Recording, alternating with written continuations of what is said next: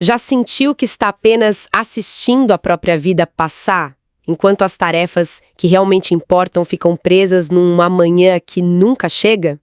É uma sensação que paralisa, né? Quase como ser um espectador no seu próprio show. Hoje, a gente vai mergulhar fundo na procrastinação, mas olha, não como uma falha de caráter ou um sinal de preguiça. Vamos tratar ela como realmente é.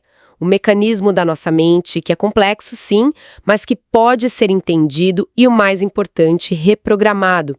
E para guiar a gente nessa jornada, vamos usar os ensinamentos do Douglas Moraes, lá do portal Mentalidade Consciente. Ele é psicanalista, mentor e tem mais de 20 anos de experiência ajudando pessoas a desmontarem esses bloqueios emocionais, sabe? E a vencerem a autossabotagem. A nossa missão aqui é entender por que a nossa mente nos sabota com esses adiamentos e, claro, sair daqui com ferramentas práticas para finalmente retomar o controle. E o ponto de partida que o material do Moraes traz já, assim, muda o jogo todo. Ele defende que a procrastinação não é sobre gestão de tempo, não é ter o aplicativo certo, é um sequestro biológico. O que é fascinante aqui é entender que nosso cérebro não evoluiu para nos fazer felizes no futuro. Ele evoluiu para nos manter seguros agora. Então ele sempre vai priorizar o alívio imediato, aquela dose rápida de dopamina, em vez de uma recompensa maior lá na frente. Sequestro biológico. Nossa, que expressão forte. Então, quando eu adio uma tarefa chata, não é porque sou irresponsável, mas porque meu cérebro está meio que me protegendo do desconforto daquela tarefa? Exatamente, você pegou a essência. Moraes se baseia em pesquisas de ponta, como as do Dr. Timothy Schulle, que é um dos maiores especialistas no assunto. E ele define a procrastinação como um problema de regulação emocional. O ato de adiar é uma estratégia, mesmo que uma estratégia falha, para a gente não lidar com sentimentos ruins, tipo tédio, insegurança, ansiedade. A gente basicamente diz, não quero sentir isso agora, e empurra para o nosso eu do futuro resolver. Faz todo sentido. E o material do Moraes é brilhante em mostrar como esse sequestro acontece no dia a dia, em coisas que ele chama de ladrões de vida. O primeiro é quase universal, aquela batalha da manhã, a soneca infinita. O despertador toca e a primeira decisão do dia é adiar o dia. É um exemplo perfeito, porque parece inofensivo, né? Mas o impacto é profundo. Cada vez que a gente aperta o botão de soneca, a gente está, nas palavras do Moraes, mandando um gatilho para o cérebro que diz: adiar é bom, começar é ruim. A gente começa o dia já treinando o cérebro para procrastinar, já acorda com uma sensação de derrota. Certo, mas vamos ser práticos. Naquele momento ali, entre o sono e a realidade, a cama é o melhor lugar do mundo. A lógica perde feio para a emoção do só mais 5 minutinhos. Como quebra isso? A solução parece quase simples demais. E a simplicidade é o pulo do gato.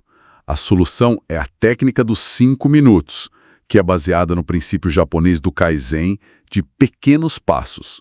A ideia não é pensar na rotina inteira, que assusta, é focar numa única microação. Algo tão pequeno que é quase impossível dizer não. Tipo, o objetivo pode ser só colocar os 2 pés no chão. Ou levantar para beber um copo d'água. Apenas isso. Mas o cérebro não vai só negociar e dizer, ok, bebo água daqui a 5 minutos e voltar a dormir. É aí que a neurociência entra. O mais difícil para o cérebro não é continuar uma tarefa, é começar. É a tal da energia de ativação. Uma vez que você quebra a inércia física, tipo, colocando os pés no chão, o jogo muda. O material do Moraes cita uns estudos que são impressionantes. Algo entre 80% e 90% das pessoas continuam a tarefa depois desse empurrãozinho inicial. O corpo em movimento tende a ficar em movimento, sabe? Entendi. Quebrar a inércia é o segredo. Fico pensando como essa lógica se aplica não só ao começo do dia, mas às pequenas coisas que assombram a gente. Aquela pilha de louça na pia ou a caixa de e-mails que vira um monstro. São pequenas coisas que, somadas, criam um ruído mental constante. Exatamente. É a morte por 1000 pequenos cortes. Cada tarefa não feita é um loop aberto no cérebro, consumindo energia. E para esses ladrões aí, as soluções são baseadas em regras simples que eliminam a decisão. Para as tarefas de casa, tipo a louça, Moraes sugere a famosa regra dos 2 minutos. A regra é clara. Se algo leva menos de 2 minutos, faz na hora. Isso impede o acúmulo e fecha esses loops mentais. Libera um espaço na cabeça. A regra dos 2 minutos parece libertadora para o caos de casa. Mas e o caos do trabalho? A minha caixa de entrada, por exemplo, é um poço sem fundo. A ideia de responder tudo na hora me tiraria o foco do que realmente importa. E é por isso que a estratégia para o trabalho é outra. Para e-mails e mensagens, que não param de chegar, a técnica recomendada é a dos blocos de Pomodoro. Em vez de ser reativa, você se torna proativa. Você reserva blocos de tempo, tipo 25 minutos, para focar intensamente só naquilo. Nesses 25 minutos, você só responde e-mails, depois desliga tudo e volta para o seu projeto. Tem pesquisas que mostram que ficar trocando de tarefa o tempo todo, o multitasking, tem um custo neurológico altíssimo. Suga nossa energia. O Pomodoro é um antídoto para isso. Ok, a gente está vendo um padrão aqui para lidar com tarefas externas, né? Mas e as batalhas internas? Aquelas que a gente sabe o que é bom para nós ir à academia, começar uma dieta, mas uma força invisível prende a gente no sofá. Como o material aborda essa autossabotagem? Aí a ferramenta precisa ser mais psicológica, porque a barreira é puramente emocional. É a resistência interna em estado puro. A solução proposta é uma técnica poderosa de consciência.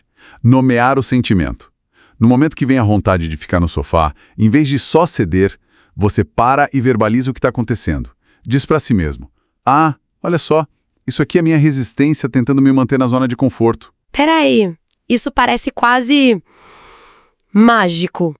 Só de dar um nome pro sentimento ele já perde o poder? É tipo acender a luz para ver que não tem monstro no quarto. Exatamente isso. E não é mágico, é neurociência pura. A fonte cita uma pesquisa do Matthew Lieberman, da UCLA, sobre o que ele chama de affect labeling. O estudo dele provou com ressonância magnética que quando a gente coloca sentimentos em palavras, a atividade na amígdala, que é o centro do medo no cérebro, diminui. E, ao mesmo tempo, a atividade no córtex pré-frontal, a parte racional, aumenta. Ou seja, ao nomear a emoção, você sai do piloto automático e passa a observar a situação.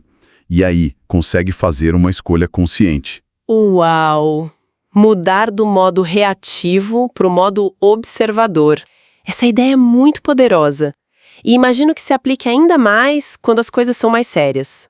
Nomear a resistência para ir à academia é uma coisa, mas e para adiar decisões difíceis? Ter aquela conversa delicada, resolver um problema financeiro? O desconforto ali é muito maior. O mecanismo é o mesmo, mas a intensidade é maior. Então a gente precisa de uma alavanca mais forte. Para essas situações, a ferramenta mais eficaz é o poder do compromisso externo, o compromisso social. E o dado que o material do Moraes traz aqui é francamente chocante. Ele cita que quando você estabelece um compromisso de prestar contas com alguém, um mentor, um amigo, sua chance de atingir o objetivo sobe para 95%. 95%? Esse número é extraordinário. Por que é tão mais fácil cumprir uma promessa feita para outra pessoa do que para nós mesmos? Se a gente conectar tudo, faz todo sentido. A procrastinação é um ato solitário, é uma negociação secreta entre o seu eu de agora e o seu eu do futuro. Quando você coloca uma terceira pessoa na equação, a dinâmica muda. Primeiro porque a gente não quer decepcionar os outros, né? A dor de admitir que você não fez é maior do que a dor de fazer. E segundo que cria uma força externa que acaba com a sua negociação interna. Não tem mais deixo para amanhã quando você tem que dar uma satisfação para alguém hoje. Ok, então, da soneca a uma decisão de vida, a raiz é sempre essa tentativa de evitar o desconforto, de buscar o alívio imediato, e você mencionou no início que o nosso cérebro está programado para isso. Moraes conecta tudo a um conceito, a era da dopamina barata. É difícil, sem dúvida. O argumento dele é que nosso ambiente foi hackeado. Redes sociais, streaming infinito, notificações, tudo é desenhado para nos dar picos de prazer instantâneo. Isso treina nosso cérebro a ter uma tolerância cada vez menor ao desconforto. Por que eu vou ler um livro por 1 hora, se posso rolar o feed por 10 minutos e ter 100 pequenas explosões de prazer? Isso nos mantém num piloto automático de distração, e a procrastinação vira o nosso estado padrão. Então, como se quebra esse ciclo? Se a força de vontade sozinha não dá conta de lutar contra a biologia e um ambiente inteiro, qual é a estratégia final? A estratégia é mudar o cálculo do cérebro. É preciso tornar a recompensa futura mais real, mais atraente do que o prazer imediato da distração. A técnica-chave para isso é a visualização do eu do futuro.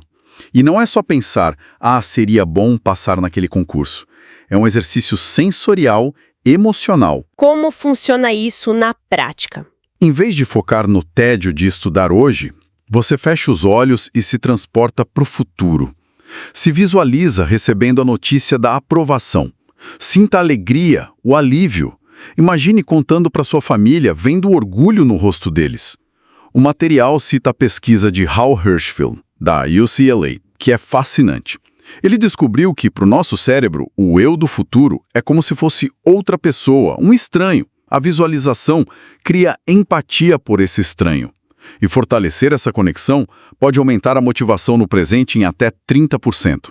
Você basicamente traz a recompensa do futuro para o agora. Então, no final das contas, a grande mensagem parece ser que a procrastinação não é uma falha moral, mas um descompasso entre nosso cérebro antigo e o mundo moderno. A solução não é se culpar, mas sim aprender a gerenciar a própria mente. E isso me leva à frase de impacto do artigo, que é quase um soco no estômago. Conhecimento sem ação é vazio. E esse é o desafio que fica. Não é só consumir essa informação. A transformação acontece na aplicação. A proposta do Moraes é escolher uma microação hoje para quebrar o ciclo. Use a regra dos 2 minutos para arrumar aquela gaveta. Use a técnica dos 5 minutos para começar aquele relatório. Só comece pequeno. Para quem busca um protocolo mais profundo, a fonte menciona que o Douglas Moraes oferece o guia científico completo Como Parar de Procrastinar no portal dele. Mas o primeiro passo pode ser dado agora. E isso nos deixa com um pensamento final. Se a procrastinação é o ato de adiar a vida que se deseja, qual é a menor distração que se pode adiar agora mesmo para dar o primeiro passo em direção a essa vida?